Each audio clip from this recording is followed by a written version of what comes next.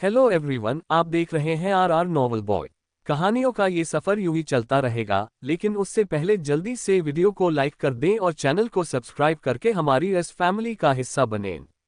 इस वीडियो को ज़्यादा से ज़्यादा शेयर करें ताकि और लोग भी इस कहानी का मजा ले सकें। और हाँ, कमेंट करके बताना कि आपको ये सीरीज कैसी लग रही है। तो बिना किसी देरी के बढ़ते हैं आज की वीडियो की तरफ। अध्याय 111 निमंत्रण। गुप्त मार्ग में प्रवेश करने के लिए चुने गए युवकों ने 5 महीने तक लगातार साधना की। इन 5 महीनों के दौरान डेविस ने साधना करने के बजाय पूरी लगन से रसायन शास्त्र का प्रशिक्षण लिया।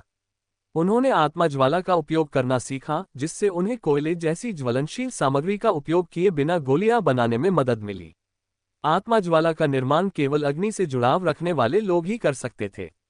इस कठोर शर्त के कारण कई लोगों ने उच्च स्तरीय रसायन विद्या सीखने का प्रयास छोड़ दिया, क्योंकि जैसे जैसे स्तर बढ़ता है, आत्मा का उपयोग किए बिना ज्वाला को मैन्युअल रूप से नियंत्रित करना कठिन हो जाता है।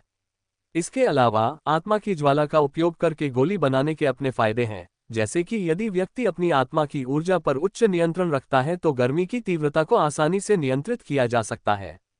पहले महीने के दौरान डेविस को अपनी आत्मा की ऊर्जा को नियंत्रित करने और अपनी आत्मा की ज्वाला को नियंत्रित करने में कठिनाई हुई, जिसके कारण उसने कई सामग्रियों और कड़ाही को नष्ट कर दिया। दूसरे महीने के दौरान वह आत्मा की ज्वाला को कुशलतापूर्वक नियंत्रित करने में सक्षम हो गया था। तीसरे महीने के दौरान वह अर्थ रैंक की गोलियां बनाने में सक्षम हो गया। चौथे महीने के दौरान उन्होंने अपनी दवा बनाने की कला को और मजबूत किया और लगन से अभ्यास किया। और पिछले महीने के दौरान वह आखिरकार एक लो लेवल स्काई रैंक पिल बनाने में सफल हो गया।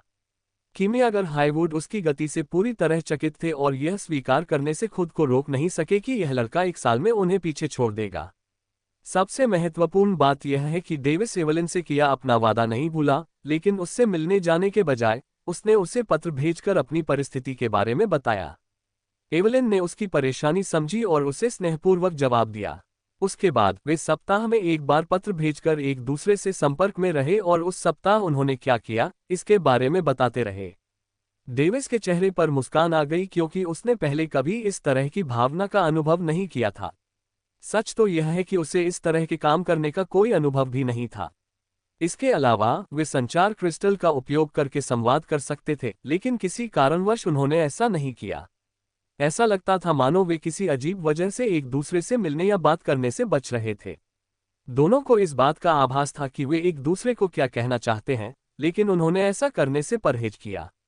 अल्पविराम, ये वाकई निराशाजनक है, डेविस ने धीमी आवाज में बुदबुदाया। वह मेज पर बैठा था और किसी समस्या के बारे में सोचते हुए अपने माथे की मालिश कर रहा था। डेविस अब 11 साल का हो चुका था। उसकी लंबाई बढ़ गई थी और वह ठीक 5 फीट लंबा हो गया था। उसके चेहरे पर मर्दाना लक्षण दिखने लगे थे और काले शाही वस्त्रों के साथ मिलकर वह बेहद आकर्षक लग रहा था। क्या बात परेशान कर रही है? उसके पीछे से एक प्यारी सी आवाज गूंजी। उसने पीछे मुड़कर देखा तो एलिया पद्मासन में बैठी हुई थी। सुंदर बादामी आंखों, सुडौल छोटी नाक और कोमल होठों के साथ वह बेहद आकर्षक लग रही थी। उसकी लंबाई मानो 4 फुट 5 इंच हो गई थी और उसके लंबे रेशमी काले बाल छाती तक पहुंच रहे थे।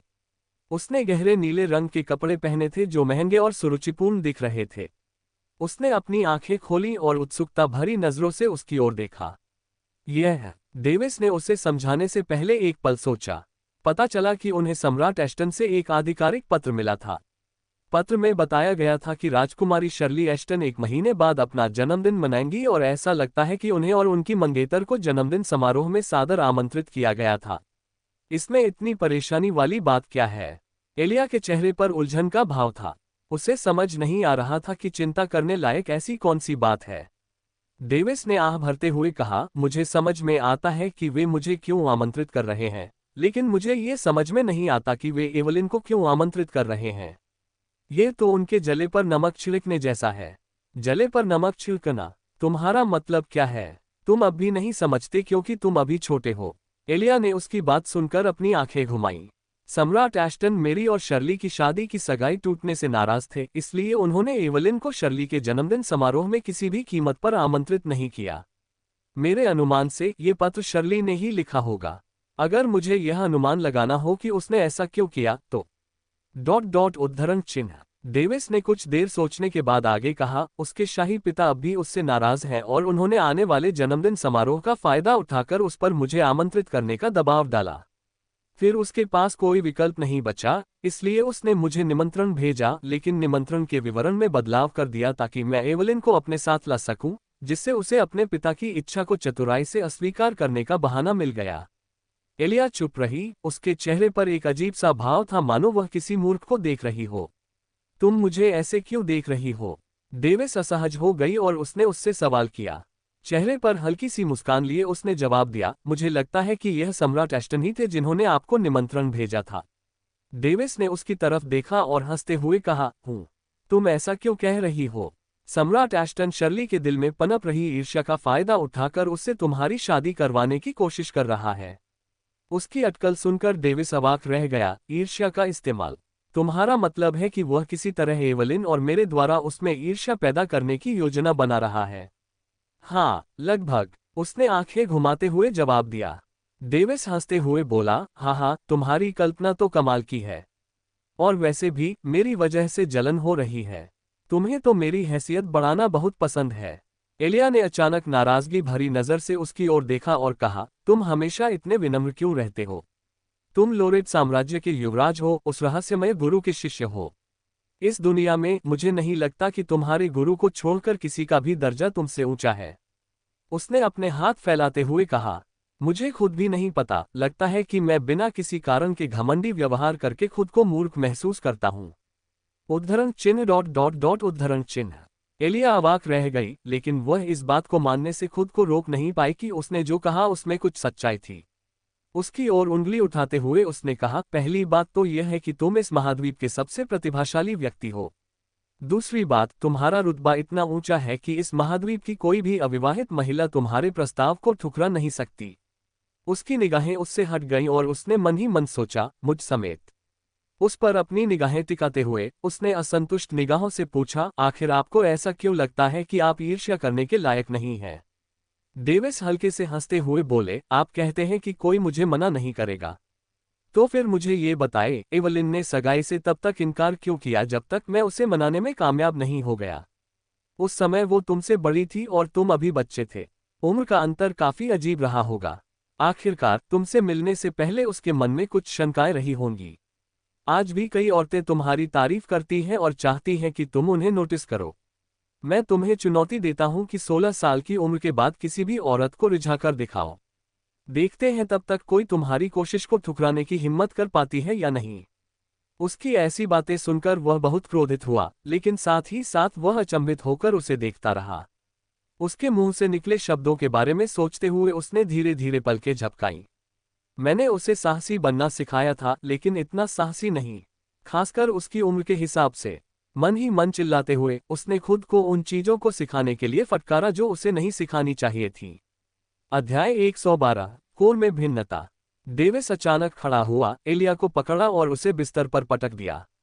फिर वह उसके करीब आया और अपने काले वस्त्र उतार दिए, जिससे उसकी सुगठित मांसपेशियां दिखाई देने लगीं।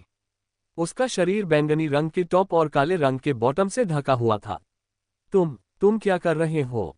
बिस्तर पर लौटते हुए उसने किसी तरह खुद को सीधा बिठाया और उलझन भरे लहजे में चिल्लाए, मैं क्या कर रहा हूं?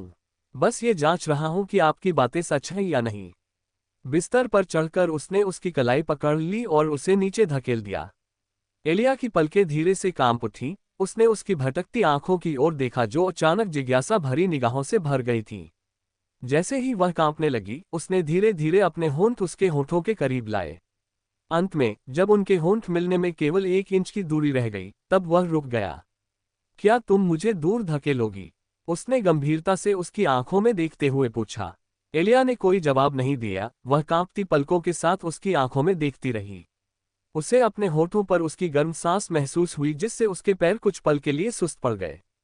कोई जवाब न मिलने पर उसने उसकी कलाई छोड़ दी और खड़ा हो गया। मुझे समझ नहीं आ रहा, तुम मुझे दूर क्यों नहीं धकेल रही? कहीं ऐसा तो नहीं कि तुम अपनी बात को सही साबित करना चाहती हो? एलिया कुछ पल चुप रहने के बाद बोली, नहीं। वह उसकी हरकतों को समझ नहीं पा रहा था, इसलिए उसने अपनी भौहें सिकोड़ ली और पूछा, तो फिर क्यों? क्योंकि जिस क्षण से आपने मेरे साथ समान व्यवहार करना शुरू किया उसी क्षण से मैंने आपकी महिला होने को स्वीकार कर लिया, चाहे मैं गुलाम हूं या नहीं। तुम। डेविस अवाक रह गया, वो पीछे हटते हुए अपने कपड़े उठाते हुए चिल्लाया। तुम अभी भी बच्चे हो। किसी के प्रति निष्ठा जताने के बारे में तुम्हें क्या पता। देखभाल करने और स्नेह दिखाने में भ्रमित मत हो। याद रखो कि मैंने तुम्हारी परवाह सिर्फ इसलिए की क्योंकि तुम मेरे दोस्त हो, इससे ज्यादा कुछ नहीं, इससे कम कुछ नहीं। ये शब्द कहते हुए वह अध्ययन कक्ष से बाहर निकला और क्रोधित होकर दरवाजा बंद कर दिया। एलिया ने उसकी बातों पर कोई ध्यान नहीं दिया, बल्कि अपनी उंगली से अपने होठों को छूते हुए धीरे से खुद से बुदबुदाए, अभी अभी मैंने उसे चूमने की कोशिश की थी, है ना? अल्पविराम। गलियारे में उलझन भरे अंदाज में चलते हुए डेविस को सिरदर्द होने लगा। सच में, आज उसे क्या हो गया है? अचानक इस तरह की बातें क्यों कर रही है? क्या शाही महल में किसी ने उसकी सोच को इस हद तक बिगाड़ दिया है, या फिर इसलिए कि वह मुझे इतना पसंद करती है? इन 3 वर्षों के बाद वह उसे सचमुच अपनी दोस्त मानता था। उसने उसे कभी भी एक महिला के रूप में नहीं देखा, सिवाय उस एक बार के जब उसे महिलाओं के बारे में जिज्ञासा हुई थी। आखिरकार उसके लिए वह अभी भी एक बच्ची थी और ऐसी थी जिसकी सही मायनों में देखभाल करना जरूरी था। ऐसा हो ही नहीं सकता, है ना? उसने व्यंग्य भरी मुस्कान के साथ खुद से पूछा। वह इस संभावना को नकार नहीं सकता था, इसलिए उसे समझ नहीं आ रहा था कि क्या सोचे। फिर उन्होंने आह भरते हुए कहा, जीवन लंबा है, समय ही इस मामले का समाधान करेगा। वह एक दरवाजे के सामने रुका और खटखटाकर बोला, माँ। दरवाजा तुरंत खुला और क्लेयर मुस्कुराए, अंदर आ जाओ। डेविस ने बात शुरू करते हुए कहा, माँ, मुझे पहले आपसे पूछने का समय नहीं मिला, क्या आप समझा सकती हैं कि आपने मुझे रिवॉल्विंग कोर स्टेज तक पहुंचने की अनुमति क्यों नहीं दी? क्लेयर ने हल्के स्वर में हंसते हुए कहा, मैं इतने महीनों से तुम्हारा इंतजार कर रही थी, लेकिन चूंकि तुम रसायन शास्त्र में कड़ी मेहनत कर रहे हो, इसलिए मैंने तुम्हारे जवाब ढूंढने आने तक इंतजार करने का फैसला किया। लेकिन अचानक उसने अपनी भौहें सिकोड़ते हुए कहा, मुझे लगा था कि तुम्हारे गुरु ने तुम्हें सिखाया होगा, लेकिन ऐसा लगता नहीं है। माँ, मेरे गुरुजी मुझे केवल आत्मा निर्माण साधना सिखाते हैं। उसे पता था कि उसकी माँ ये सवाल पूछेगी, इसलिए उसने पहले से ही एक बहाना सोच लिया था।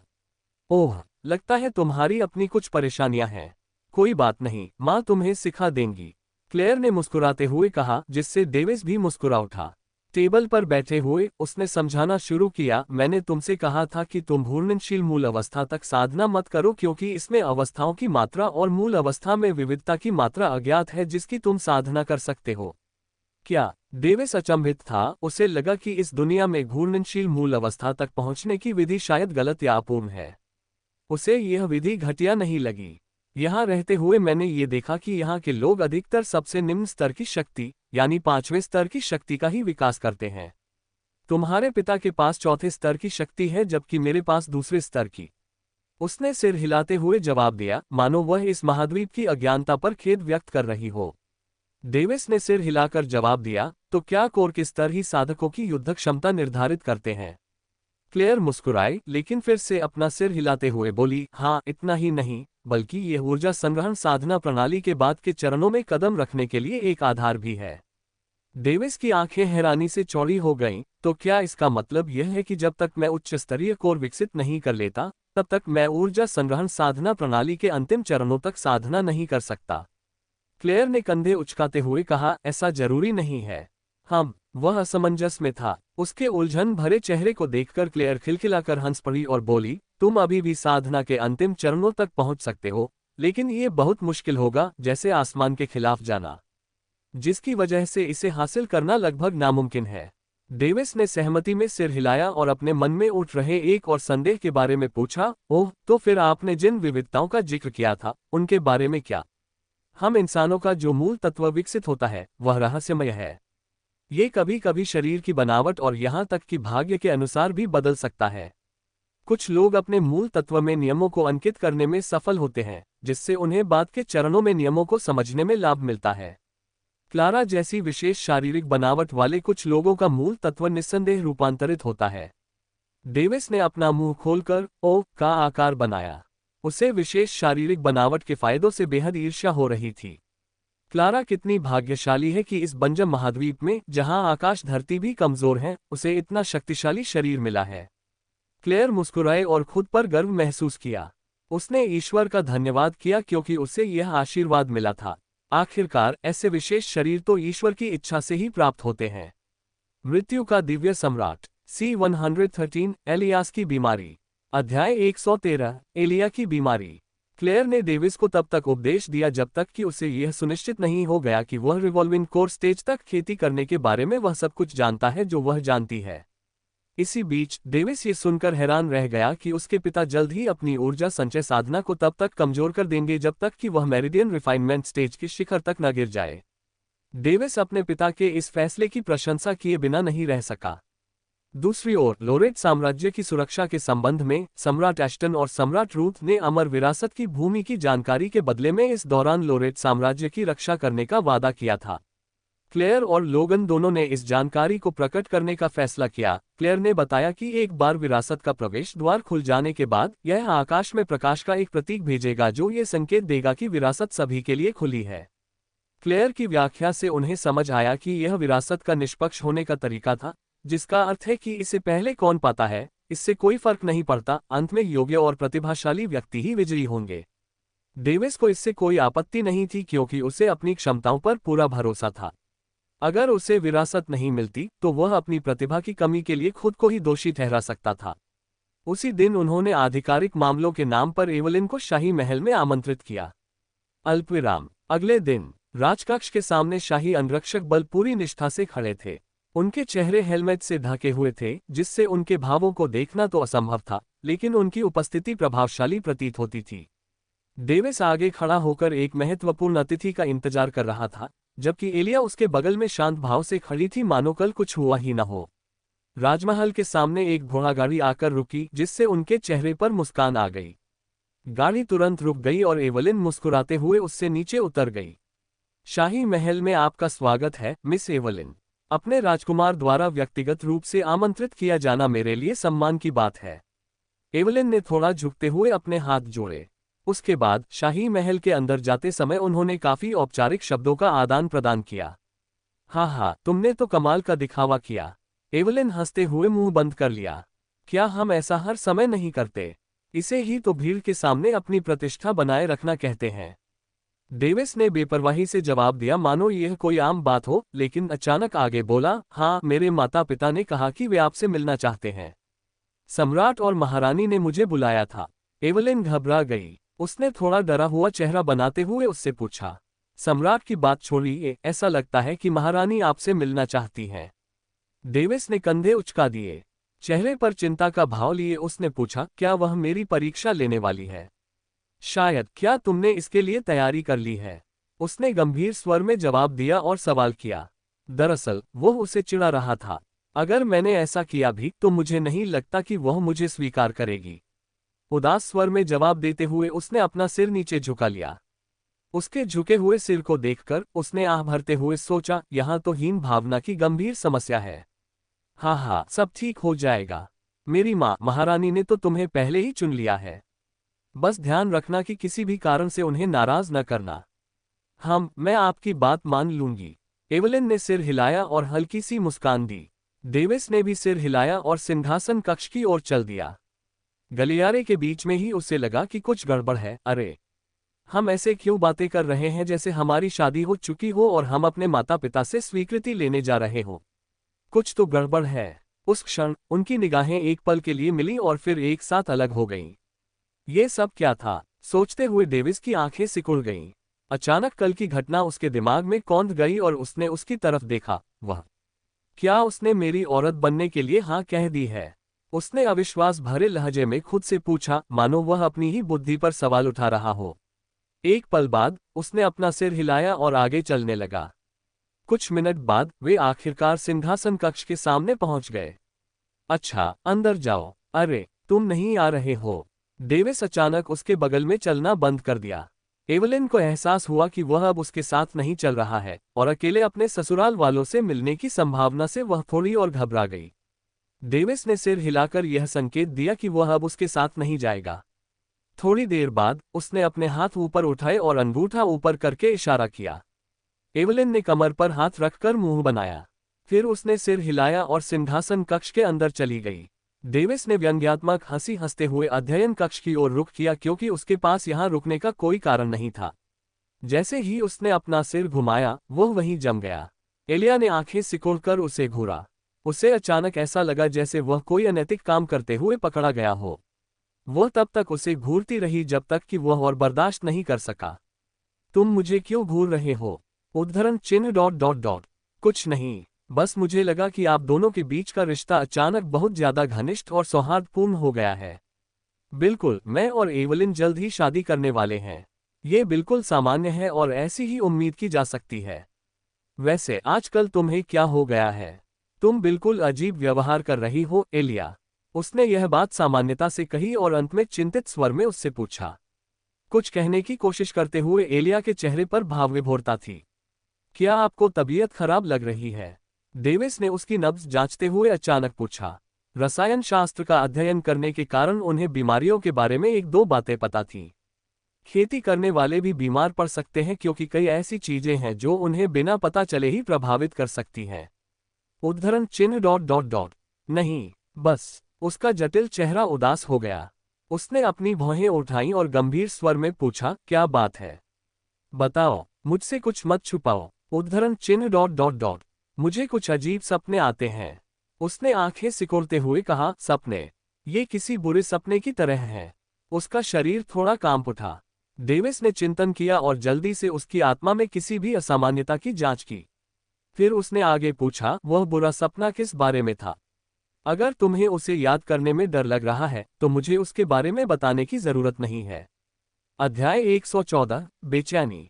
एलिया ने अपने दांत भींचे और उत्तर दिया, मैंने जो दुर्स्वप्न देखा वह कुछ धुंधला सा है।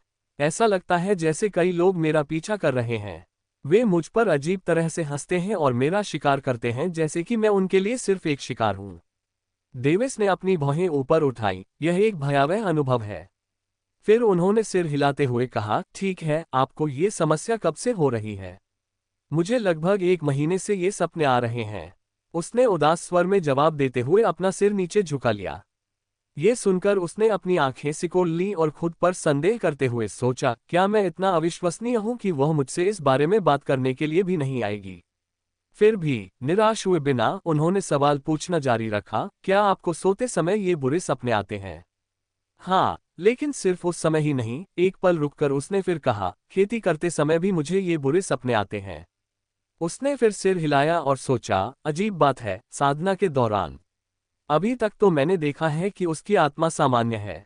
क्या ये हृदय दानव हो सकता है? नहीं, वह इसके लिए बहुत पवित्र है। तो फिर और क्या हो सकता है? वह कुछ देर तक इस कारण पर विचार करता रहा, फिर उसने बाद में सोचने का फैसला किया, अभी के लिए चलो उसे दिलासा देते हैं।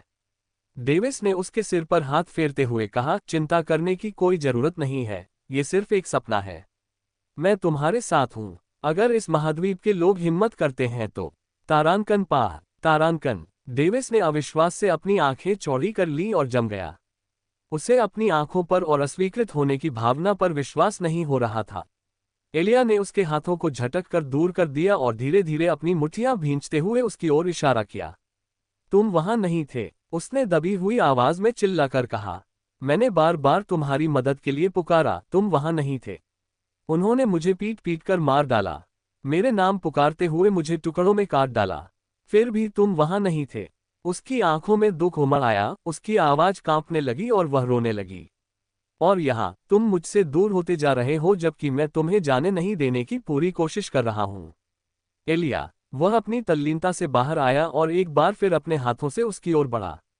उन बीते सालों को भुलाते हुए उसने एक कदम पीछे हटते हुए कहा, तुम दोनों जितना चाहो अंतरंगता का प्रदर्शन कर सकते हो, मुझे कोई फर्क नहीं पड़ता।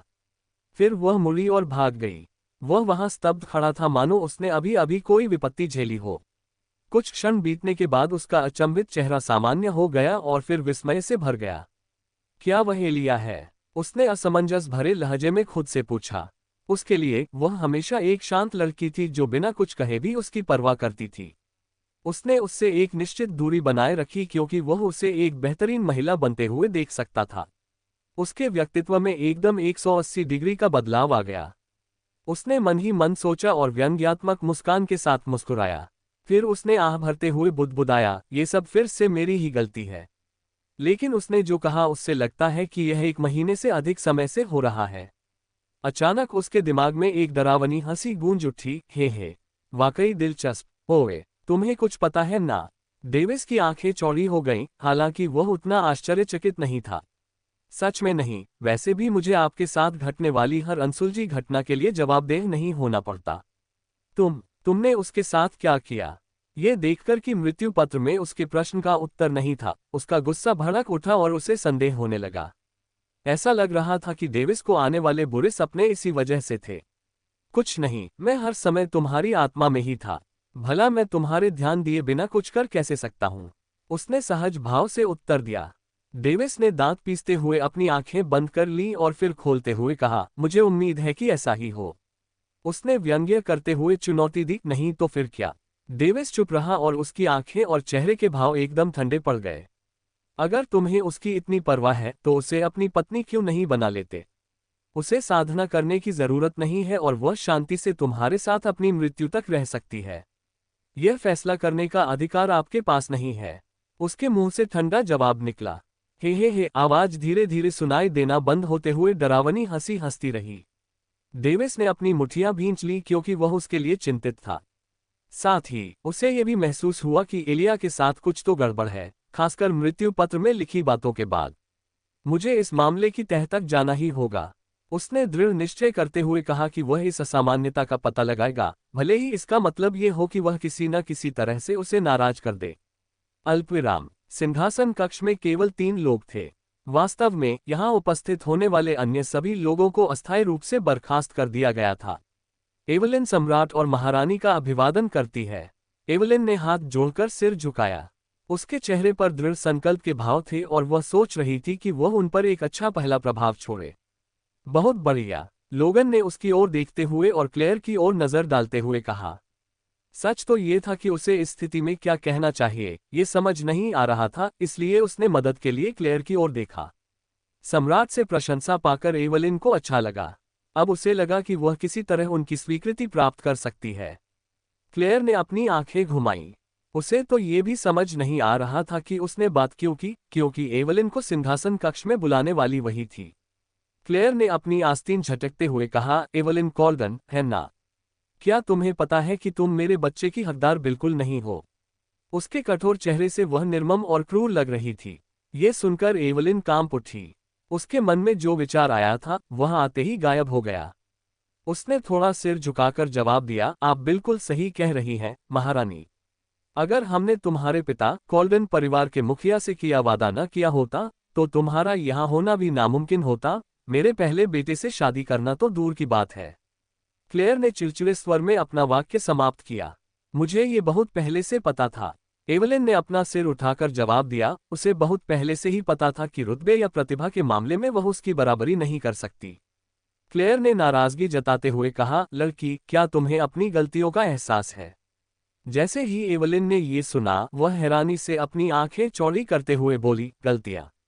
महारानी, मुझे सचमुच समझ नहीं आ रहा कि आप किस बारे में बात कर रही हैं। अध्याय 115, शिकायत और मान्यता। क्लेयर के चेहरे पर घृणा का भाव था। ओह नाटक, तुम तो मुझे और भी ज्यादा नापसंद करने पर मजबूर कर रहे हो। एवलिन का दृढ़ संकल्प और इच्छाशक्ति कम हो गई। मेरी महारानी, मैं बेशर्म, तुम्हारी हिम्मत कैसे हुई पलटकर जवाब देने की? क्लेयर गुस्से से लाल होते हुए खड़ी हो गई और उस पर चिल्लाई। आंखें सिकोड़ते हुए वह पीछे हटकर बैठ गई और बोली, ठीक है, चलो तुम्हारी मर्जी। पहली बात, मैंने सुना है कि तुम शुरू से ही यह शादी नहीं चाहती थी। दूसरी बात, तुमने मेरे बेटे को बहकाया और उसे अपने इशारों पर नचाया। तीसरी बात, तुमने उसे इतना दीवाना बना दिया कि उसने रिवॉल्विंग कोर्ट स्टेज के सारे राज तक बता दिए। और आखिर में तुम बिना किसी डर के यहाँ आकर हमसे मिलने की हिम्मत भी करती हो। कितनी धृष्टता है! तुम सचमुच यश और सत्ता की भूखी एक धूर्त औरत हो। एवलिन को इस आरोप से ठेस पहुंची। नहीं, मैं क्या तुम्हें लगा कि मुझे ये सब पता नहीं था? क्या तुम्हें अपनी गलती का एहसास है? तुम्हारी ये भूल मौत की सजा के लायक है। एवलिन की आंखों में आंसू आ गए जब उसे याद आया कि वह और डेविस पहली बार कब मिले थे। वह ये शादी नहीं चाहती थी, लेकिन डेविस उस पर मोहित हो गया। वह यह मानने से खुद को रोक नहीं पाई कि उसने अनजाने में ही अपने आकर्षण से उसे मोहित कर लिया था। चूंकि तुम यह शादी नहीं चाहती और हम अपने वचन से पीछे नहीं हट सकते, इसलिए तुम अपने पिता को बता दो कि तुम्हारी इसमें कोई दिलचस्पी नहीं है और तुम आज्ञाकारी होकर पीछे हट जाओगी। अगर तुम ऐसा करती हो तो मैं तुम्हें जीने दूंगी और जब दूसरा राजकुमार बड़ा हो जाएगा तो तुम उससे शादी कर लोगी। क्या कहती हो? मानो उसे क्षमादान देते हुए क्लेयर ने बोलना शुरू किया और तीखी निगाहों से उससे सवाल किए। एवलिन जम सी गई, उसकी आंखें कुछ शत्रुता से महारानी की ओर घूर रही थीं। तभी अचानक उसके मन में कुछ विचार आया। मैं तुम्हारे दूषित शब्दों का पालन करने के बजाय खुद को मार डालना पसंद करूंगी। क्या तुम्हारी हिम्मत कैसे हुई हमारा अपमान करने की? क्लेयर अपने चेहरे पर भयंकर भाव लिए खड़ी हो गई। एवलिन ने हल्की सी हंसी हंसते हुए व्यंग्य से कहा, जब मुझे पता है कि मैं मरने वाली हूं तो मुझे किस बात का डर है? तुम। क्लेयर ने नाराजगी भरा चेहरा बनाया, लेकिन मन ही मन एवलिन के अब तक के प्रदर्शन से खुश थी। आमतौर पर सत्ता की चाह रखने वाली महिला मौत की धमकी मिलने के बाद उसके प्रस्ताव पर समझौता कर लेती, लेकिन एवलिन के मामले में क्लेयर को डेविस के साथ रहने का उसका दृढ़ संकल्प दिखाई दिया। इसीलिए तो मैं राजपरिवार में शादी नहीं करना चाहती थी। तुम सब इतने अहंकारी हो कि हिम्मत करके मुझे दूसरे राजकुमार से शादी का प्रस्ताव दे रहे हो, जबकि मैं डेविस से दिल से प्यार करती हूँ। मुझे क्या भरोसा है कि जब मेरा बच्चा होगा तो तुम लोग उसे नुकसान नहीं पहुंचाओगे? क्लेयर ने हैरानी से अपनी भौहें उठाई। उसने वाकई अपने भविष्य के बारे में बहुत आगे की सोच रखी थी। इसके बाद उसने अपना सिर लोगन की ओर घुमाया, मानो पूछ रही हो कि उसका परिवार किस तरह का है। लोगन ने व्यंग्यात्मक मुस्कान के साथ अपनी हथेली को थोड़ा ऊपर उठाया, यह इशारा करते हुए कि वह हद से ज्यादा आगे बढ़ गई है और उसे अभी उसका इम्तिहान लेना बंद कर देना चाहिए। क्लेयर को बुरा लग रहा था, इसलिए उसने मुंह बना लिया, लेकिन वह ये सुनिश्चित करना चाहती थी कि वह अपने बेटे के लिए सही महिला है या नहीं। उसने थोड़ी आह भरी और पूछा, क्या तुम सचमुच उससे प्यार करते हो? बिना किसी छल और चालबाजी के। मैं उसे पूरे दिल से प्यार करती हूँ और चाहे कुछ भी हो जाए, आप लोग इसे बदल नहीं सकते। एवलिन ने दृढ़ता से जवाब दिया। उसकी आवाज में यह भाव था कि चाहे वे उसे कितना भी प्रताड़ित करें, वह अपने विचार नहीं बदलेगी। अचानक एक आवाज हंसी से गूंजी, मानो सिंहासन कक्ष का तनाव दूर कर रही हो। हा, उसने परीक्षा पास कर ली है ना? ये लोगन था जो अब तक चुप था। सौभाग्य से, हाँ। अगर उसने ऐसा नहीं किया होता तो मैं उसे खुद मार डालती। क्लेयर ने एक गहरी सांस ली और उसे देखकर गर्मजोशी से मुस्कुराए। घटनाओं के इस मोड़ से एवलिन अवाक खड़ी थी। उसका दिमाग तेजी से मौजूदा स्थिति को समझने की कोशिश कर रहा था। परीक्षा? क्या वह परीक्षा में पास हो गई? अगर पास नहीं हुई तो मार दी जाएगी। अंततः उसे एहसास हुआ कि उसके साथ क्या हुआ था और उसने हैरानी भरे स्वर में बुदबुदाते हुए कहा, मेरी परीक्षा ली जा रही थी। बिल्कुल, आप ही थे। अब मुझे समझ में आ गया कि मेरे बेटे ने आपको क्यों चुना। डेविस की याद आने पर एवलिन ने सोचा कि अंदर आने से पहले उसने क्या कहा था। हाँ, सब ठीक हो जाएगा। मेरी माँ महारानी ने पहले ही तुम्हारे बारे में फैसला कर लिया है।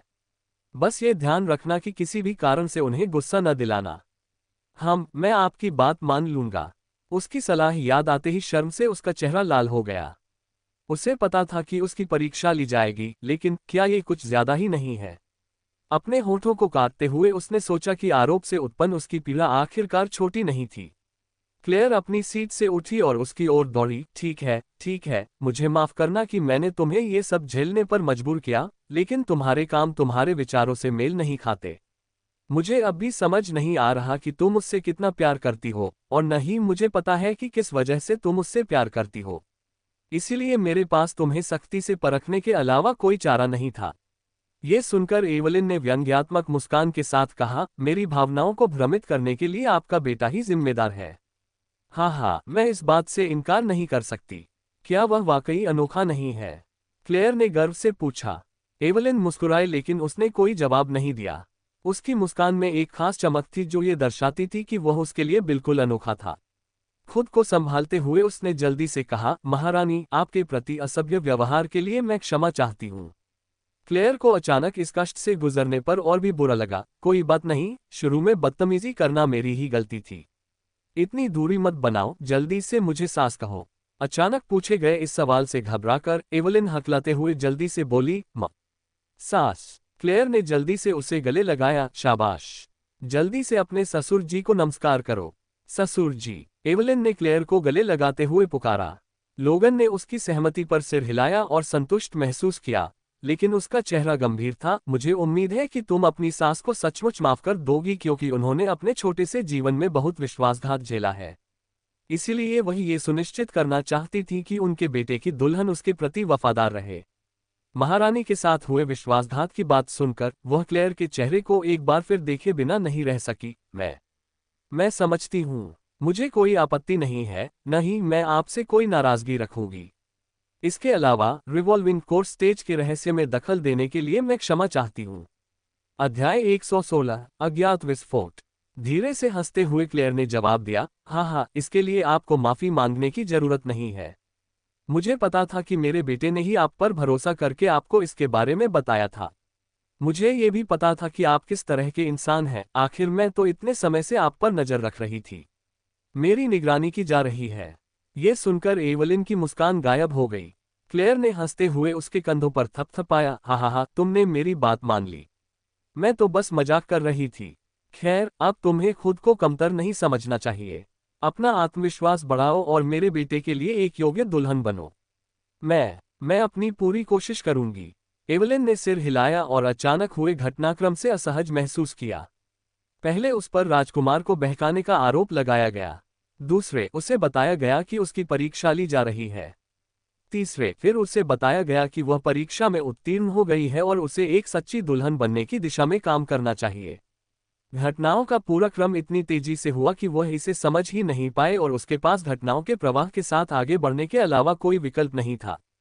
फिर भी वो परिणामों से खुश थी, क्योंकि वह अपने ससुराल वालों की स्वीकृति प्राप्त करने में सफल रही थी।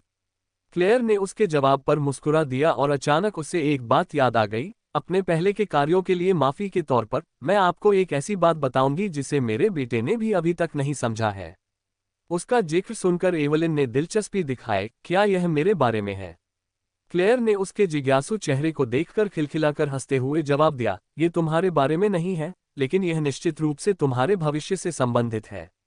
एवलिन के चेहरे पर असमंजस के भाव थे। क्या यह मेरे भविष्य से संबंधित है? आपको उस लड़की से सावधान रहना चाहिए जो हमेशा मेरे बेटे के साथ रहती है। उसके मन में एक आकृति उभर आई जो हमेशा उसे एक रहस्यमय निगाहों से देखती रहती थी। एलिया। धमाका। अचानक एक जोरदार धमाका हुआ जिससे पूरा शाही महल हिल गया। आत्मा की ऊर्जा की लहर को अपने पास से गुजरते हुए महसूस करते ही लोगन और क्लेयर के चेहरे पर उदासी छा गई और उनकी पुतलियां फैल गईं, जिससे वे कांप उठे। जैसे ही एवलिन ने आत्मा की ऊर्जा को अपने शरीर से गुजरते हुए महसूस किया, वह बेहोश हो गई, लेकिन इससे पहले कि वह पूरी तरह गिर पड़े, क्लेयर ने उसे सहारा दिया। यह क्या था? लोगन ने एक दिशा की ओर देखते हुए पूछा। शाही महल का एक हिस्सा ढह गया है। लोगन को उस दिशा में उड़ते देख क्लेयर की आंखें चौड़ी हो गईं। लोगन ने शक्तिशाली घुसपैठिए का पता लगाने के लिए जल्दबाजी में अपनी आत्मा की चेतना का विस्तार किया, जबकि क्लेयर अपने बच्चों की रक्षा करने के लिए अविश्वसनीय गति से अपने कक्षों की ओर दौड़ पड़ी। कुछ सेकंड बीतने के बाद वे अपने अपने गंतव्यों पर पहुंच गए। एडवर्ड को सुरक्षित देखकर क्लेयर को राहत मिली, लेकिन वह बेहोश हो गई। उसने जल्दी से उसे उठाया और अपनी आत्मा की शक्ति से क्लारा और डायना का पता लगाया। वह बिना एक पल भी बर्बाद किए तुरंत उनकी ओर चल पड़ी। लोगन शाही महल के ढह चुके हिस्से के सामने आधा घुटने टेक कर बैठ गया। उसकी आंखें सिकुड़ी हुई थीं और उस पर पड़ रहे आत्मिक दबाव के कारण वह अपने दोनों पैरों पर खड़ा नहीं हो पा रहा था। उसने अपना चेहरा ऊपर उठाकर उस दृश्य को देखा जिसे वह अपने ज्ञान से समझ नहीं पा रहा था। जब डेविस को हवा में उठाया गया तो एक छोटी लड़की ने एक हाथ से उसका गला घोंट दिया। तुम कौन हो? डेविस ने कर्कश आवाज में चिल्लाते हुए कहा, क्योंकि उसकी गर्दन को दबा दिया गया था। तुम्हें ये जानने की जरूरत नहीं है, नीच सुआ। तुम्हें बस इतना जानना है कि तुम्हारा अंत यहीं होता है। दर्द से चेहरा बिगड़ने पर डेविस की आंखें कांप उठीं। अचानक उसने बड़ी मुश्किल से मुस्कुराते हुए कहा, देखते हैं तुम मेरे मालिक की मौजूदगी में मुझे मारने की हिम्मत कैसे करते हो। अल्पविराम। लोगन के घटनास्थल पर पहुंचने से कुछ मिनट पहले। सच कहूं तो मुझे समझ नहीं आ रहा कि अब उससे कैसे बात करूं। वो ये जता ही नहीं पाई कि वो मुझसे प्यार करती है। अगर मुझे अब भी ये बात समझ नहीं आई तो मैं बिल्कुल पत्थर जैसा बेवकूफ हूं। इसके अलावा हमारी बातचीत के दौरान उसका भागने की हिम्मत कैसे हुई और मुझे वहां एक मूर्ख की तरह लटकाए छोड़ दिया। ग्रैंड सी कॉन्टिनेंट मीट के बाद से उसकी हिम्मत बहुत बढ़ गई है। डेविस लगातार उसके कार्यों की शिकायत करता रहा, लेकिन साथ ही उसके चेहरे पर एक हल्की सी मुस्कान थी जो ये दर्शाती थी कि वह अब भी उसकी परवाह करने से खुद को रोक नहीं पा रहा था। वह उन 3 वर्षों में साथ बिताए गए समय को याद करते हुए उसके लिए निर्धारित निवास स्थान की ओर चलता रहा। तो, माफ कीजिए स्वामी जी, मेरा नाम एलिया है। मिस एलिया, आपके इस तुच्छ सेवक को इतने सम्मान की आवश्यकता नहीं है मेरे राजकुमार। बिल्कुल नहीं, मैं कोई भी सजा स्वीकार कर लूंगा, कृपया इस नीच को दंडित करें। वो शर्मीली सी बच्ची बड़ी होकर शेरनी बन गई। जब मैं उससे पहली बार मिला था तब वो मेरे सामने ठीक से एक वाक्य भी नहीं बोल पाती थी, और अब मुझे उससे डांट सुननी पड़ रही है। व्यंग्य भरी हंसी हंसते हुए वह सोचने लगा, ये तो वाकई एक तीव्र विकास है जो किसी बच्चे के लिए बिल्कुल असंभव है। लेकिन किसी व्यक्ति के व्यक्तित्व की नींव बचपन में ही पड़ती है। मुझे लगता है कि यह कहना गलत नहीं होगा कि उसकी उम्र के हिसाब से उसके व्यक्तित्व में ये बदलाव संभव है। रुको, क्या ऐसा हो सकता है कि वह यौवन अवस्था में पहुंच गई हो और उसे पहली बार मासिक धर्म हुआ हो, जिसकी वजह से वह पागल हो गई हो? उसके मन में अनगिनत संभावनाएं कौंध गईं जब उसने उसके अजीब व्यवहार के पीछे का कारण सोचा। अंततः वह उसके घर के सामने पहुंचा और दरवाजे के सामने खड़ा हो गया। चलो मैं खुद ही उससे पूछ लेता हूं और इस झंझट से छुटकारा पाता हूं। उसने दरवाजे पर दस्तक देते हुए खुद से बुदबुदाया, फिर चिल्लाया, एलिया, अगर मैंने कुछ गलत किया हो तो मुझे माफ कर दो।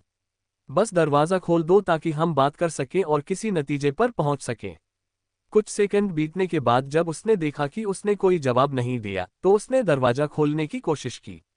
ये खुल गया। उसने दरवाजा बंद नहीं किया। उसने दरवाजा धक्का देकर अंदर देखा, वह साधना कर रही है। उसके चेहरे पर असमंजस के भाव स्पष्ट थे और वह तेजी से उसके पास गया। एलिया पद्मासन में बैठकर साधना कर रही थी। उसके चेहरे पर अभी आंसुओं के 2 निशान थे। एलिया, एलिया, एलिया, उसने उसे पुकारने की कोशिश की, लेकिन वह अभी भी साधना नहीं छोड़ रही थी। अरे बाप रे, क्या उसने अपनी 5 इंद्रियों को बंद कर दिया है? क्या वह मुझसे इतनी नाराज है? डेविस ने सिर खुजाते हुए व्यंग्य से बुदबुदाया। क्या मैंने उससे यह नहीं कहा था कि वह थोड़ा और इंतजार करे जब तक मुझे कुछ ऐसे संसाधन न मिल जाएं जिनसे हम प्रथम स्तर का मूल ढांचा विकसित कर सकें? क्या यह मुझसे बदला लेने का उसका तरीका है? उसने चिंता से खुद से पूछा, क्योंकि उसे इस तरह व्यवहार करने के लिए मजबूर करने पर बुरा लग रहा था। अध्याय 117, क्षमा करें, मैंने गड़बड़ कर दी। अचानक एलिया के चारों ओर लहरें उठने लगी क्योंकि आसपास की आकाश और पृथ्वी की ऊर्जा अर्ध तरल रूप में संघनित होकर उसकी गोरी लेकिन पीली त्वचा पर उसके रोमछिद्रों से होकर प्रवेश कर गई। सारी ऊर्जा उसकी नाड़ी मार्ग से होकर उसके दंतियन की ओर प्रवाहित हुई। डेविस ने आंखें सिकोड़ते हुए कहा, वह अपनी शक्ति को संकुचित कर रही है। वह इतनी जल्दी साधना क्यों कर रही है? अगर वह मुझसे बदला लेना भी चाहती तो वह तब तक इंतजार कर सकती थी जब तक मुझे आवश्यक संसाधन न मिल जाएं। उसके दिमाग में एक अजीब सी हंसी गूंज उठी। उसने डेड बुक की आवाज सुनी, लेकिन सोचा कि वह बस उस पर हंस रही है। क्या वह दांतियान में अपना घूर्णनशील केंद्र बहुत तेजी से नहीं बना रही है? उसने तुरंत इस विचित्र स्थिति को भांप लिया और अनायास ही चिल्ला उठा, एलिया, शांत हो जाओ और धीरे धीरे साधना करो। हालांकि जब उसे तुरंत एहसास हुआ कि वह उसे सुन नहीं सकती, तो उसने मुट्ठी भींच ली और बोला, छी, वह मुझे सुन नहीं सकती। कोई फायदा नहीं। इसके बाद उसे लगा कि वह केवल स्वर्ग से प्रार्थना कर सकता है कि वह कोई गलती न करे और परिणामस्वरूप उसकी साधना में विचलन न हो। कुछ सेकंड बीतने के बाद आसपास का वातावरण शांत हो गया क्योंकि आकाश और पृथ्वी की ऊर्जा चुपचाप विलीन हो गई, मानो उसकी सघन उपस्थिति कभी थी ही नहीं। एलिया का छोटा सा शरीर पालथी मारकर बैठा था। उसकी पूरी आकृति पहले जैसी ही सुंदर और मनमोहक थी, फिर भी वह थोड़ी अलग सी लग रही थी। अचानक उसे देखते ही डेविस को एक अजीब सी ठंडक महसूस हुई। वह अचेतन रूप से पीछे हट गया, फिर उसने दांत पीसकर आगे बढ़ने की हिम्मत जुटाई। एलिया, क्या तुम ठीक हो? उसने अपना हाथ बढ़ाया और उसके कंधों पर रख दिया। एलिया की पलकें कांप रही थीं। उसने धीरे से अपनी आंखें खोली और उसकी ओर देखा, लेकिन उसके चेहरे पर उलझन के भाव स्पष्ट थे। अचानक उसकी आंखों में आंसू आ गए और उसका चेहरा बदल गया। माफ करना, मुझसे गलती हो गई। डेविस को अचानक लगा कि उसके घुटने कमजोर पड़ गए हैं। उसके मन में खतरे की घंटी बज उठी। खतरा, पवित्र आत्मा की ढाल, तारांकन धमाका। उसके शरीर से शुद्ध आत्मिक शक्ति की विशाल लहरें फूट पड़ी और पूरा इलाका चकाचौंध कर देने वाली रोशनी से जगमगा उठा। कम से कम उच्च स्तरीय भूस्तरीय गुणवत्ता वाले मलबे और टुकड़े पूरे क्षेत्र में उड़ रहे थे। ऐसा लग रहा था मानो उस जगह पर कोई उल्कापिंड गिरा हो। पूरा शाही महल अभी भी बरकरार था, लेकिन जिस जगह विस्फोट हुआ था वहां से उसका एक गोलाकार टुकड़ा उड़ गया था। जब डेविस पर शुद्ध आत्मशक्ति की लहर का प्रहार हुआ तो उसे लगा जैसे वह मर ही जाएगा। दर्द से उसका चेहरा विकृत हो गया और उसकी सुरक्षा कवच पल भर में ही चकनाचूर हो गई, जिससे उसकी आत्मशक्ति असंतुलित हो गई।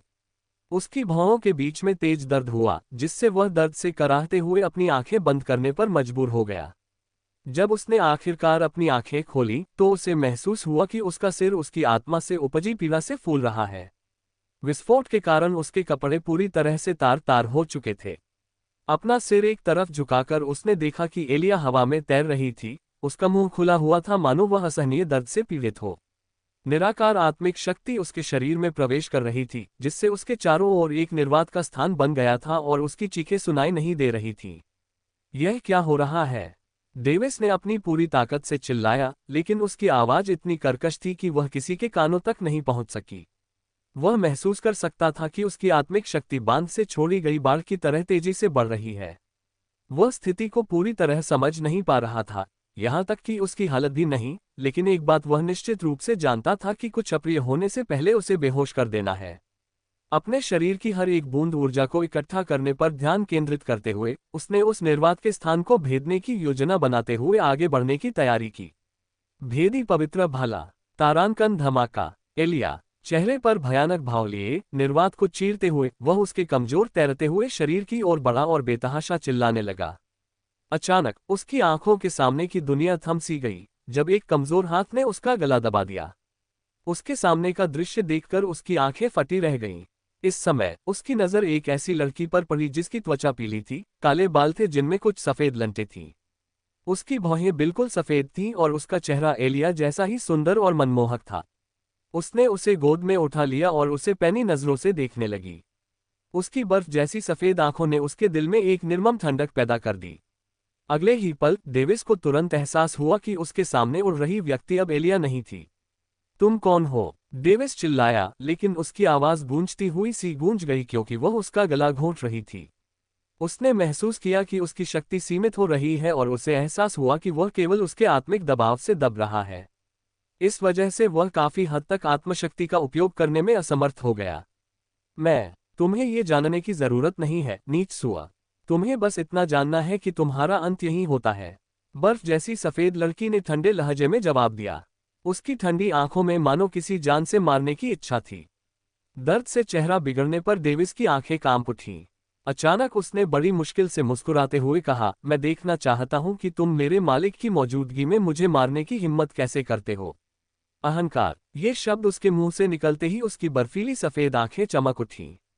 जिस हाथ से उसने उसकी गर्दन पकड़ रखी थी वह अचानक चमकने लगा और उसकी कलाई के चारों ओर अक्षरों की एक लहर बन गई। वूश। घूमते हुए अक्षर अचानक फूट पड़े और प्रकाश की एक किरण में बदल गए जो उसकी ओर तेजी से बढ़ी। प्रकाश की किरण उसकी भौहों के बीच प्रवेश कर गई और प्रकाश की श्रृंखलाओं में परिवर्तित हो गई। डेविस को अचानक ऐसा लगा जैसे वह कीचड़ में डूब गया हो और उसका दिमाग सुन्न और बेजान हो गया। अगले ही पल उसे होश आ गया और कीचड़ में डूबने का एहसास गायब हो गया। उद्धरण चिन्ह अल्पविराम उद्धरण चिन्ह। बर्फ जैसी सफेद लड़की ने कुछ देर तक उसे गौर से देखा, फिर उसके मुंह से बर्फीले शब्द निकले, अभी के लिए खुद को भाग्यशाली समझो। जब मेरी साधना शक्ति वापस आ जाएगी तो मैं तुम्हें मारने के लिए लौट आऊंगी। उसकी ठंडी आंखें अचानक सतर्क हो गईं और उसने अपनी आत्मिक चेतना का विस्तार किया। उसकी आंखें इधर उधर तेजी से घूमने लगीं मानो वह किसी को खोज रही हो। डेविस गिर गया और उसके गले को छोड़े जाने के कारण उसे खांसी का दौरा पड़ने लगा। बर्फ जैसी सफेद रंगत वाली लड़की ने अपना मुंह खोला और उदासीन स्वर में बोली, कौन सा विशेषज्ञ इस कमीने की रक्षा कर रहा है? डेविस को कमीना कहे जाने पर जोर से खांसी आ गई। उसे समझ नहीं आ रहा था कि उसने इस दुनिया में ऐसा क्या बिगाड़ा था कि उसे कमीना कहा जा रहा था।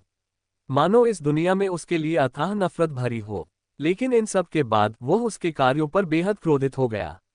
शुरू में उसने अपने गुस्से को दबाए रखा क्योंकि वह जानता था कि यह अज्ञात शक्ति एलिया के शरीर का इस्तेमाल उसे मारने के लिए कर सकती है, लेकिन गला घोंटने और उसे नीच कहे जाने के बाद वह खुद पर काबू नहीं रख सका। तुम कौन हो, कमीने? मैंने ऐसा क्या किया है कि मुझे इस तरह बुलाया जा रहा है? डेविस लगातार खांसते हुए चिल्लाया। बर्फ जैसी सफेद लड़की ने उसकी बातों पर ध्यान नहीं दिया, बल्कि अपनी आंखें सिकुड़कर ठंडे स्वर में बोली, चुप रहो। मुझे कोई आपत्ति नहीं है, मैं उम्मीद करती हूं कि जब मैं इस कमीने को मारने वापस आऊंगी तो तुम भी चुप रहोगे। अध्याय 118 अटकलें। मैं कोई नीच इंसान नहीं हूं।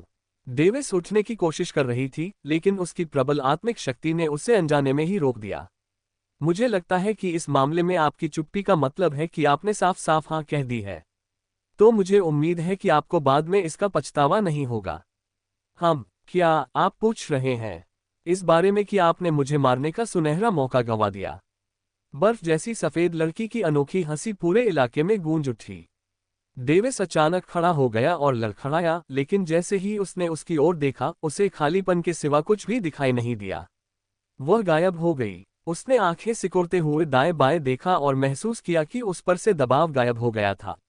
इससे उसके मन में एक गहरा असंतोष पैदा हो गया, क्योंकि उसे पूरी तरह से अनदेखा कर दिया गया था और एक तरफा तरीके से जमीन पर कुचल दिया गया था। लेकिन उससे भी बढ़कर उस सत्ता ने एलिया का शरीर छीन लिया था। डेविस। उसी क्षण आत्मा की शक्ति द्वारा दमित लोगन तेजी से उसकी ओर बढ़ा। डेविस ने अपने पिता की ओर देखा, जिनके चेहरे पर गंभीर भाव थे। लोगन उसके बगल में खड़ा था और उसके कंधों को पकड़े हुए बोला, आखिर हुआ क्या? सिर हिलाते हुए डेविस ने सिरदर्द महसूस करते हुए जवाब दिया, मुझे नहीं पता। एलिया को एक आध्यात्मिक अनुभव हुआ और वह गायब हो गई, जिसके बाद वह अचानक बकवास करने वाली सफेद चुड़ैल में बदल गई। लोगन चौंक गया और फिर उसने जल्दी से डेविस की चोटों की जांच की। क्या आपको चोट लगी है? मैं ठीक हूं, लेकिन मेरी आत्मा आहत है। मैं ठीक होने के लिए वापस अध्ययन कक्ष में जाऊंगा। डेविस ने दर्द भरी आह भरते हुए जवाब दिया। एलिया के लापता होने से वह दुखी था और उससे भी बुरी बात यह थी कि उसे अभी तक ये पता नहीं था कि एलिया के साथ वास्तव में क्या हुआ था। कोई अज्ञात शक्ति अचानक उस पर कैसे हावी हो सकती है? अगर कोई शक्ति राजमहल में घुसपैठ भी करती है तो क्या वह उसका मुख्य निशाना नहीं होना चाहिए? वह अज्ञात सत्ता स्त्री है, इसलिए उसने मुझे छोड़कर एलिया को चुना। ठीक है, सुनिश्चित कर लेना कि तुम पूरी तरह से ठीक हो जाओ। लोगन ने अपने आसपास का जायजा लेते हुए कहा, लेकिन अगर कोई उसे ध्यान से देखता तो उसे पता चलता कि वह थोड़ा कांप रहा था। डेविस समझ गया था कि अभी अभी घटी घटनाओं से वह बुरी तरह हिल गया था। वह उसे दोष नहीं दे सकता था, क्योंकि उस पर भी इतना दबाव पड़ा था कि उसकी आत्मा तक डर गई थी। उस बर्फीली सफेद लड़की का दबाव कम से कम बहुत भयानक था। पिताजी, चिंता करने की कोई जरूरत नहीं है। वह चली गई, लेकिन उसने किसी को कोई नुकसान नहीं पहुंचाया। लोगन ने उसकी तरफ देखा और आखिरकार राहत की सांस ली, फिर अविश्वास से आंखें चौड़ी करते हुए बोला, तुम सही कह रहे हो। लेकिन उसने ये कैसे किया? रुको, क्या तुमने एलिया का नाम लिया? उसे इतनी शक्ति कैसे मिली?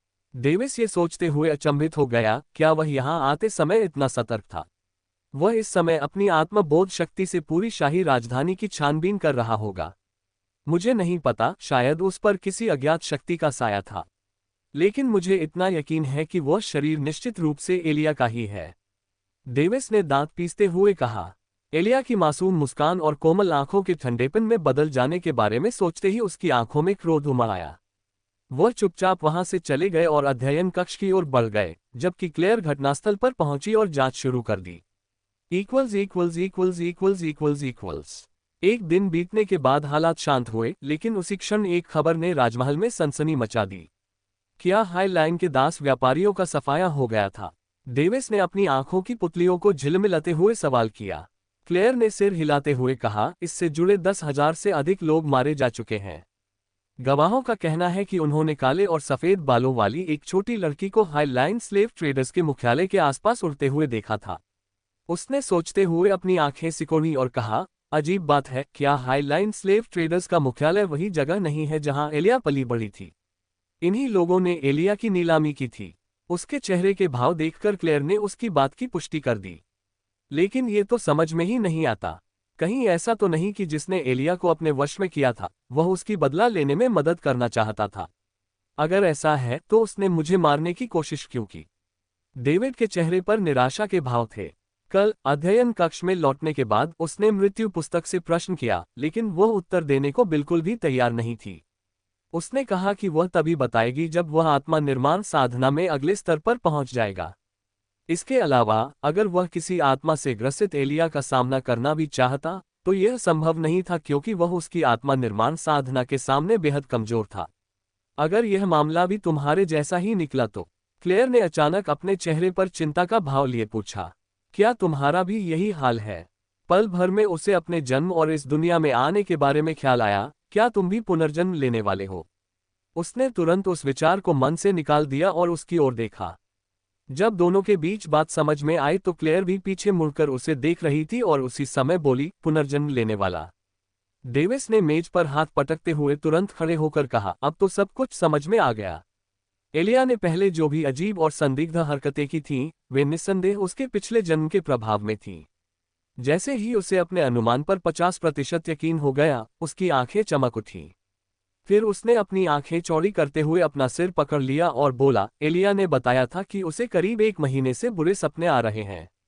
मैं कितना बेवकूफ हूं। अगर मैंने उसकी समस्याएं सुन ली होती तो मैं कुछ कर सकता था। तारांकन पाह। क्लेयर ने गुस्से से भरे चेहरे के साथ उसे हल्का सा थप्पड़ मारा, जिससे वह आत्मदोष के दौर से बाहर आ गया। इतना घमंडी मत बनो। तुम्हारे स्वामी ने शायद ध्यान दिया होगा, लेकिन उसने उसके पिछले अवतार को उसके शरीर पर कब्जा करने से रोकने के लिए कुछ नहीं किया। तुम्हें क्या लगता है कि तुम इसके बारे में कुछ कर सकते थे? डेविस चुप हो गया क्योंकि वह अपनी मां के बयान का खंडन नहीं कर सका। उसे छोड़ दो। क्लेयर का चेहरा गंभीर हो गया। लेकिन मां, बिल्कुल नहीं। डेविस ने सिर हिलाते हुए और पीछे हटते हुए तुरंत इनकार कर दिया। क्लेयर ने भी जल्दी से अपना सिर हिलाया। मैं तुमसे उसे हमेशा के लिए छोड़ने के लिए नहीं कह रही हूं, मैं तुमसे अपने गुरु की मदद से मजबूत बनने के लिए कह रही हूं। जब तुम्हारे पास पर्याप्त शक्ति आ जाए तब तुम उसे बचा सकते हो, अगर संभव हो तो। डेविस ने अपनी मां की बात सुनकर भावहीनता से सिर हिलाया। ठीक है, मैं मां की बात मानूंगा। फिर क्लेयर ने जल्दी से उसे गले लगाया और कहा, अच्छा बच्चा। उसने उसके शांत चेहरे को देखा, लेकिन वह जानती थी कि एलिया को न बचा पाने से उसे गहरा सदमा लगा होगा। वह खुद भी इतने समय तक अपने पिता को नहीं बचा पाई थी, इसलिए वह अपनों को न बचा पाने के दर्द को समझती थी। क्लेयर ने उसे दिलासा देने की कोशिश करते हुए उसके सिर पर हाथ फेरा। डेविस चुप रहा और सोचने लगा कि उस स्थिति में वह क्या कर सकता था, लेकिन उसके दिमाग में कुछ नहीं आया। मृत्यु पुस्तक उसे तब तक कोई सहायता प्रदान नहीं करेगी जब तक वह उस बाधा को पार नहीं कर लेता, लेकिन उस बाधा को पार करने के लिए उसे उन सम्राटों को मारना होगा जिनके साथ उसके अच्छे संबंध थे। उस क्षण उसे खुद को शक्तिशाली बनाने के लिए उन्हें मार डालने की तीव्र इच्छा हुई, लेकिन अपनी मां के आलिंगन की गर्माहट महसूस करते हुए उसने उस विचार को मन से मिटाते हुए अपना सिर हल्के से हिलाया।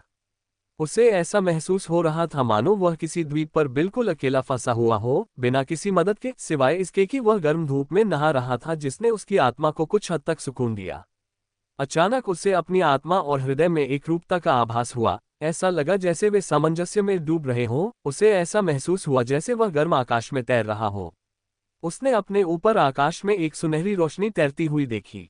उसे लगा कि उसे हर हाल में उसे पकड़ना ही है, लेकिन जब उसने कोशिश की तो वह अपना शरीर हिला नहीं सका। सामंजस्य का भाव गायब हो गया और वह फिर से अपनी मां की बाहों में आ गया। उसने मां के हाथ हटाए और उलझन भरी निगाहों से उसकी ओर देखा। क्या? क्लेयर ने उसके उलझन भरे चेहरे को देखकर पूछा।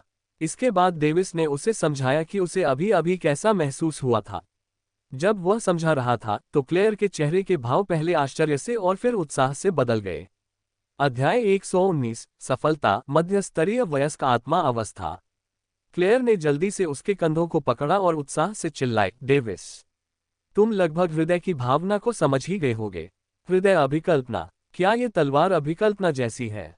उसने उत्सुकता भरे चेहरे से पूछा। उसने इस तथाकथित हृदय अभिकल्पना के बारे में पहले कभी नहीं पढ़ा था। यह उन इरादों जैसा नहीं है, ये रहस्यमय और अलौकिक है। प्राचीन ग्रंथों में दर्ज है कि जो लोग हृदय के इरादे को समझ लेते हैं, वे लोगों के दिलों की गहराई को देख सकते हैं। इसका उपयोग ही इसकी शक्ति है। ये सुनकर डेविस ने सोचा कि यह इरादा क्लारा की सत्य दृष्टि के करीब था। क्या इसमें आक्रमण करने की शक्ति नहीं है? फिर उसने सवाल किया, उसे इस समय आक्रमण करने की क्षमता की आवश्यकता थी, न कि समर्थन करने की क्षमता की। बिल्कुल ऐसा हुआ है, लेकिन पहले स्तर पर नहीं। आप लोगों के दिलों को भी प्रभावित कर पाएंगे, उन्हें अपना तरीका बदलने के लिए मना पाएंगे या उन्हें अपने लिए काम करने के लिए राजी कर पाएंगे।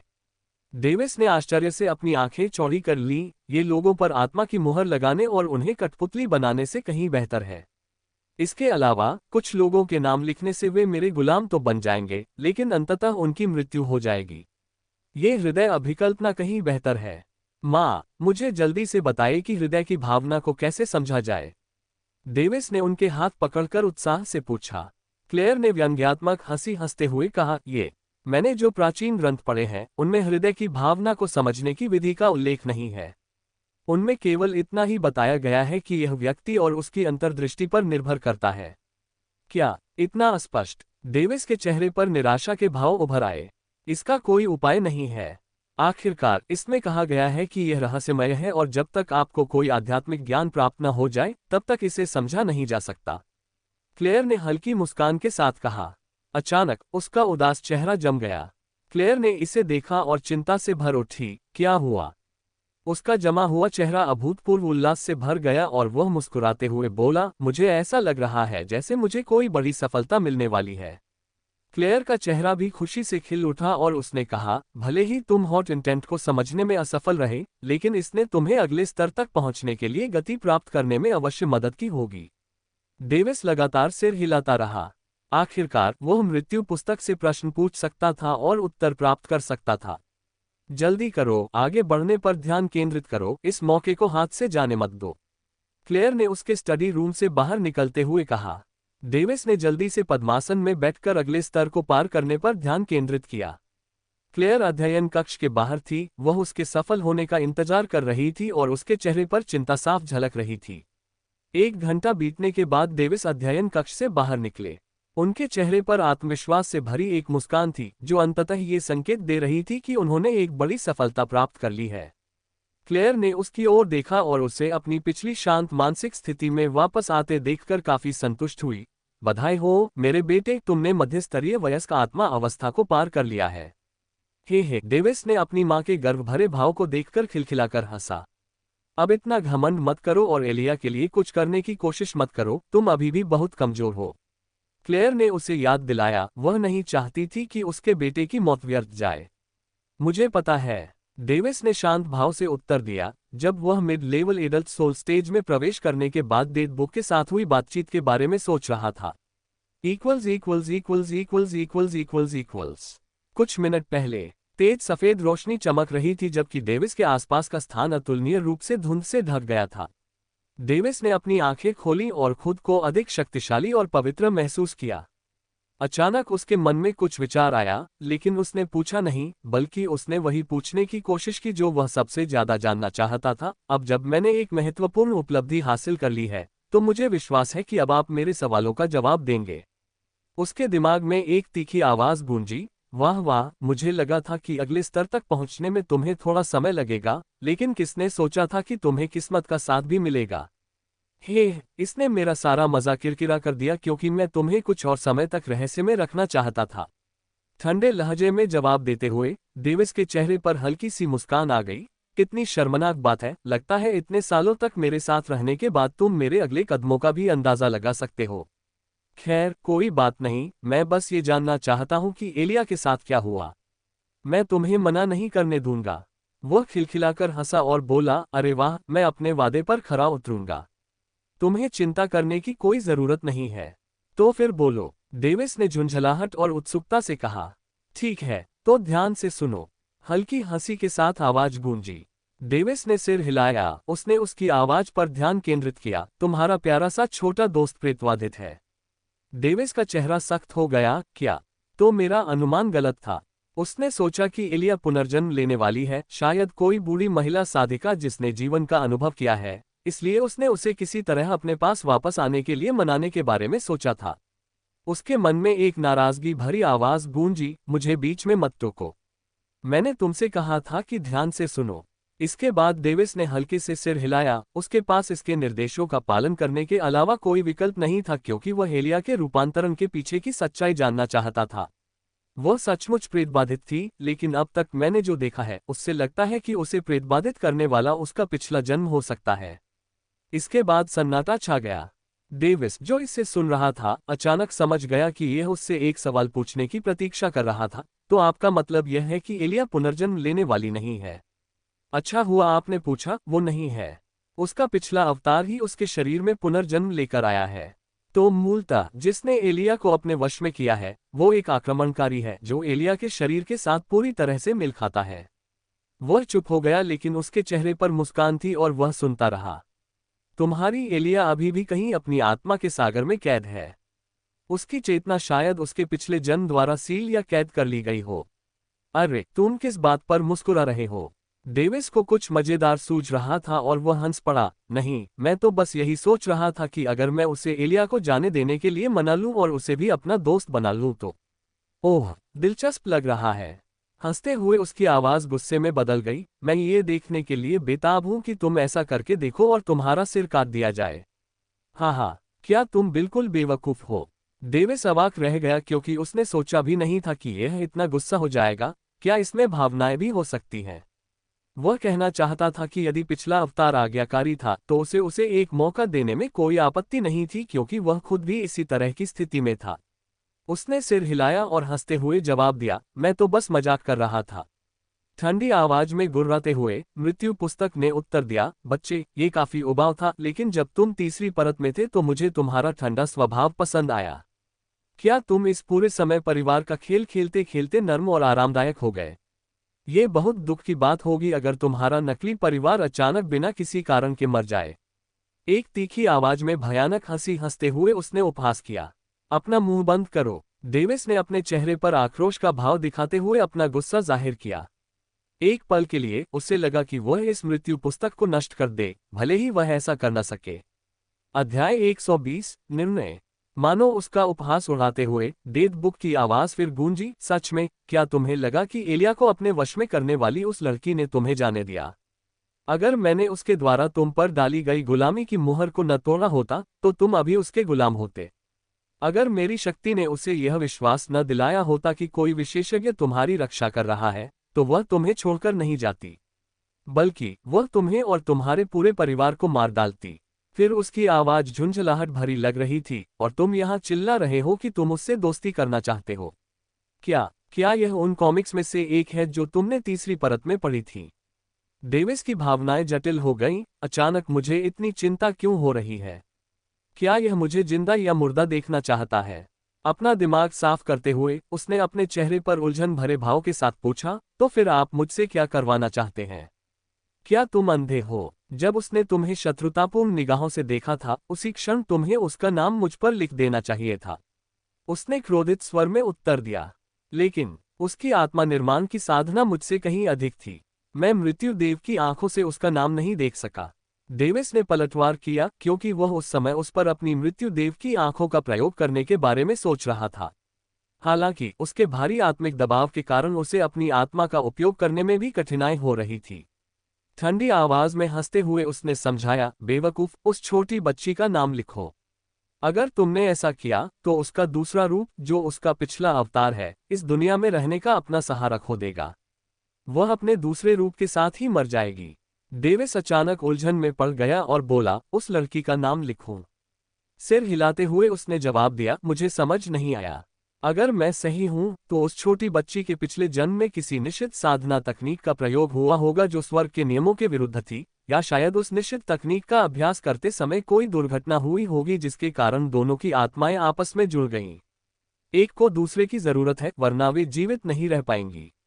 इसीलिए मैंने कहा था कि तुम्हारी एलिया की चेतना को शायद सील या कैद कर लिया गया था, न कि मार दिया गया था। जैसे ही उसे इस बात का एहसास हुआ, डेविस ने अपनी आंखें सिकोड़ लीं और पूछा, तुम चाहते हो कि मैं एलिया को मार डालूं? मैं यही तो इतने समय से समझाने की कोशिश कर रहा हूं। उसने आह भरी। उसकी आवाज ऐसी लग रही थी मानो वह किसी मंदबुद्धि व्यक्ति से बात कर रहा हो। डेविस ने अपना हाथ उठाया और अपनी भौहों के बीच के हिस्से की ओर इशारा करते हुए कहा, मैं ऐसा नहीं करूंगा। मैं तुम्हारी तरह बेरहम कमीना नहीं हूं जिसे सिर्फ मौत की परवाह हो।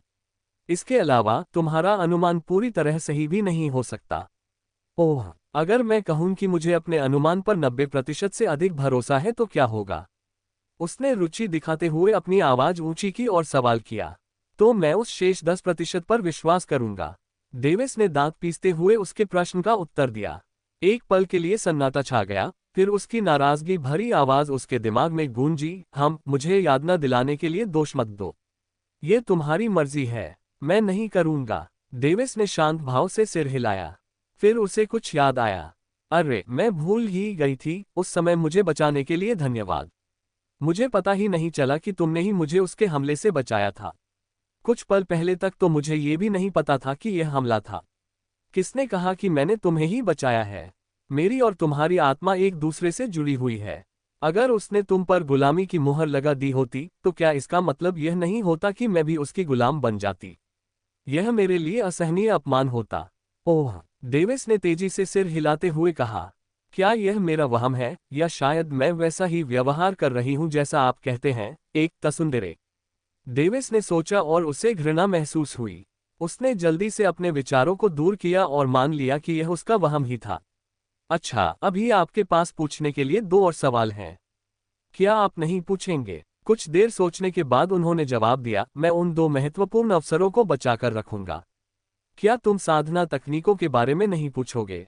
उसने फिर पूछा, मानो उसे लुभा रहा हो। अगर मैं ऐसा करता भी तो शायद मेरे पास इसे विकसित करने के लिए संसाधन नहीं होते।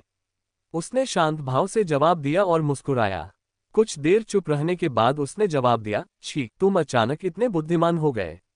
डेविस मुस्कुराया और खड़ा हो गया। फिर वह अपनी मां से मिलने के लिए अध्ययन कक्ष से बाहर निकल गया, जो उसे सफलता प्राप्त करते देखने के लिए 1 घंटे से बाहर इंतजार कर रही थी। Equals equals equals equals equals equals. मैंने फैसला किया है कि जब तक मैं इतना मजबूत नहीं हो जाता कि एलिया को वापस ला सकूं, तब तक मैं उसके पिछले अवतार से दूर रहूंगा। डेविस ने अपने विचारों से बाहर आते हुए दृढ़ता से जवाब दिया। क्लेयर मुस्कुराई क्योंकि उसने देखा कि वह न केवल इस बारे में आशावादी था बल्कि उसकी आंखों से वह चिंता भी गायब हो गई थी जो उसे सता रही थी। ओह, मैं बताना भूल गया। एवलिन के पिता ड्यूक इवान कॉल्डन आज उसे लेने आए थे। वह पूरे समय आपका इंतजार करती रही, लेकिन जब उसने देखा कि आप व्यस्त और घायल हैं, तो वह बिना कुछ कहे चली गई। डेविस का चेहरा एकदम भावहीन हो गया क्योंकि उसे अचानक बहुत बुरा महसूस हुआ। वह एलिया के मामले में इतना खो गया था कि वह एवलिन के बारे में पूरी तरह भूल गया था। उसने अपने हाथ ऊपर उठाए और अपना चेहरा हाथों से ढक लिया और एक बार फिर आत्मदोष में डूब गया। क्या उसे चोट लगी है? उसने धीमी आवाज में पूछा। उसकी आवाज में आत्मदोष का भाव था। क्लेयर ने सिर हिलाते हुए कहा, नहीं, उस समय वह बस बेहोश हो गई थी। इसके अलावा वह ठीक है। बाकी लोगों का क्या हाल है? डेविस ने बिना रुके पूछा। सब लोग सुरक्षित हैं, किसी को चोट नहीं आई है, बस राजमहल का एक छोटा सा हिस्सा ही क्षतिग्रस्त हुआ है। मुस्कुराते हुए उसने उसके कंधों पर थपथपाया, जो मानो किसी बोझ से दबे हुए थे। मुझे माफ कर दो, माँ, ये सब मेरी गलती है। क्लेयर असमंजस में थी, लेकिन उसने जवाब दिया, अगर आपको ऐसा लगता है तो एवलिन का अच्छे से ख्याल रखकर हमारी इस गलती को सुधार लें। उसके शब्दों को समझते हुए उसने आश्चर्य से उसकी ओर देखा। हम? क्या इसका मतलब है कि आप उसे पसंद करते हैं? हाँ, दुर्भाग्य से मैंने उसकी परीक्षा लेते समय कुछ कठोर बातें कह दी। बाद में मैंने उसे समझाया कि यह सिर्फ एक परीक्षा थी। हालांकि उसे समझने में थोड़ा समय लग सकता है। क्लेयर अचानक चुप हो गई क्योंकि वह उसकी ठंडी निगाहों को और सहन नहीं कर पा रही थी। डेविस का चेहरा धीरे धीरे ठंडा पड़ गया जबकि वह उसे लगातार घूरता रहा। मुझे माफ करना, क्लेयर ने सिर झुकाते हुए जवाब दिया। उसकी आवाज इससे ज्यादा दबी हुई नहीं हो सकती थी। मैं आपको दोष नहीं दे रही हूँ, माँ। मुझे पता है आपने यह मेरे लिए किया। बस समय इससे बुरा नहीं हो सकता था। ऐसा लगता है जैसे पूरी दुनिया मेरे खिलाफ साजिश रच रही है। डेविस ने झुंझलाहट भरी आह भरी। वह कुछ कहना चाहती थी लेकिन सही शब्द नहीं ढूंढ पा रही थी। खुद पर हंसते हुए डेविस ने आगे कहा, मैं अभी तक तुम्हारी दुनिया में गया भी नहीं हूं, लेकिन मुझ पर दुर्भाग्य आ पड़ा है। मैं ये सोचे बिना नहीं रह सका कि मेरे पिछले जन्म में मुझ पर जो अभिशाप था, वह अभी भी मुझ पर है। क्लेयर चुप रही। एवलिन के साथ कठोर व्यवहार करने के लिए उसे और भी अधिक अपराधबोध हो रहा था। छोड़ो इससे, यह कोई नई बात नहीं है। दुर्भाग्य मेरा पीछा मरने तक करता रहेगा, ये बदलेगा नहीं। क्लेयर को उसके पिछले जीवन के बारे में उसके विचार समझ में नहीं आ रहे थे, लेकिन अपने बेटे को खुद को दोषी ठहराते देख वह पूछे बिना नहीं रह सकी, डेविस, क्या तुम हार मान रहे हो? डेविस ने उसकी तरफ देखा और हंसते हुए कहा, बिल्कुल नहीं। मैं खुद को किसी और से बेहतर जानती हूँ। लगता है मैं बस इसे किसी के साथ साझा करना चाहती थी और सच कहूँ तो अब जब मैंने अपने विचार बता दिए हैं तो मुझे बहुत अच्छा लग रहा है। बस दोस्तों, आज के लिए इतना है। इस नॉवल की पूरी सीरीज देखने के लिए प्लेलिस्ट चेक करना ना भूलें। अगर वीडियो अच्छी लगी तो लाइक, शेयर और कमेंट करके अपना प्यार दिखाएं। और ऐसे ही और कहानियों के लिए RR नॉवल बॉय को सब्सक्राइब जरूर करें। मिलते हैं बहुत जल्द अगले पार्ट के साथ। Thanks for watching.